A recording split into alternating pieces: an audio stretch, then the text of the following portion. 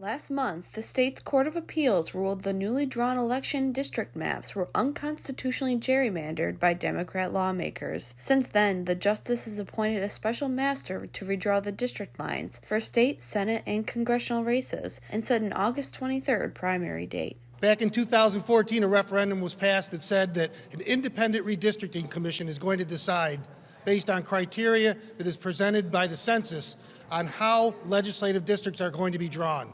They paid no mind to that. Assemblyman John Selka, along with other Republican leaders, including Senator James Tedisco and county election commissioners, are voicing their concern about what two elections will cost taxpayers. It's not only another singular election day in August where we're going to have to bring the voters out, but we're going to have to bring the workers out, we're going to have to bring the volunteers out, but it's also what I would call, in terms of elections and voting, the mother of all unfunded mandates. It's a $25 million bill estimate across the state of New York. The senator continued that this second election will have the same 10 days of early voting as the June election, and that he expects voter and worker fatigue. These legislators have called for a consolidated primary in August instead of having one in both months. To combat the cost for municipalities to run a second election, a group of senators and assembly members are pushing the New York State Gerrymander Failure Assistance Act to ensure that state, not local money, goes towards the cost of the election. Directly addresses funding and manpower concerns for our local boards of elections.